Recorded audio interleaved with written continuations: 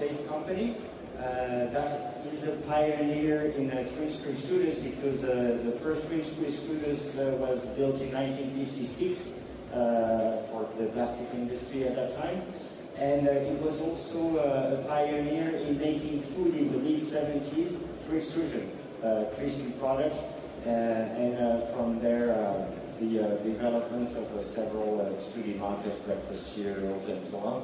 So our main applications in twin-screw extrusions are food and feed. It represents the main categories of processes we are addressing, so breakfast cereals, pet food, fish feed, flatbread ingredients, you name it.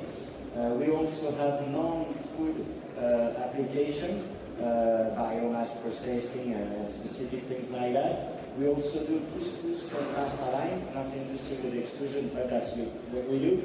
And of course all the classical services, after-sale services.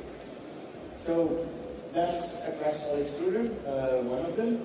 So I'll go quickly on that. Most of you probably do know that. So on the plant-based protein, as we've been selling the first equipment at the end of the 90s, it was very soon for the market. We also have developed a very intense structures of support and partnership all around the world. So, as most of you know, in plant-based extruded products, you have two ways: the dry way, so that's with the texturized vegetable proteins, and we have the wet way, which is the one we will focus on this short presentation. TDP line, classically, you have an extruder. You make a kind of snack out of protein concentrate generally. You extrude it, so you have an expanded product. From there, you dry it, you put it, and you are done basically for the TDP, the dry one.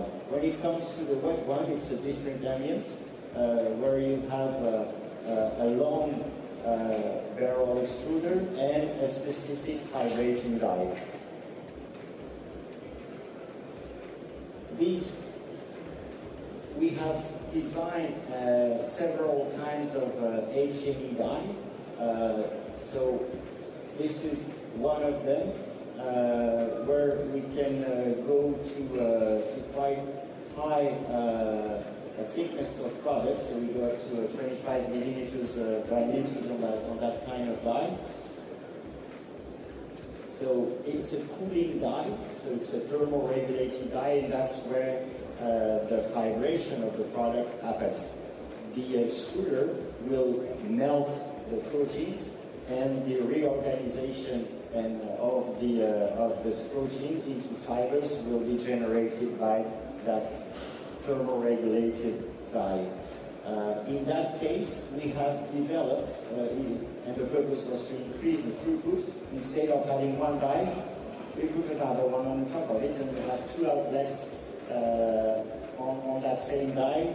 The purpose was to increase the throughput, so we can propose up to 1.2 tons an hour of production on that kind of system. And on the extrusion side, the bottleneck for that kind of product is the die. It's not the extruder, because the size of the extruder can be adapted, but the die is the bottleneck, so that's why we've been working on that solution. And the latest development is a different kind of die that we've called Galaxy. So the purpose of this die is to propose a different texture of product, a softer one, and which also allows very large all-cut products. So that's a dynamic die where you have an inner cylinder slowly rotating, which is also cooled, inside a chamber that is also thermoregulated, and the product goes inside. As it is dynamic, then you have a distribution of the product which generates that, contributes to generate that unique texture. So it is linked to thermal regulators, and you have that dynamic system that you see here on the pictures. That generates up to 400 kilos per hour, and it's soy-based, a little less when it's pea-based. You have products that are equivalent to 86 centimeters where you open the sheet, which is interesting when you want to make some whole muscle product without shredding it, which is a pity because on one side you generate fiber. If it's to shred it, to grind it, to make a final product, you may want to use this where you can really have a large piece without grinding it.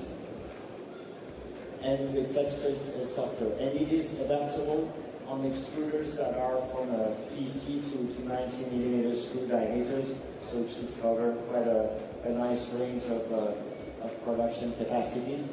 And this die is also nice because it's easier to start and shut down because of its cleanability. So it's a system where you can take the active part out, so you disassemble the rotor and the stator, so you have full access to that for the cleaning, and it makes the cleaning much easier than compared to a static die, of course. So now we will show you this movie to see the die in action.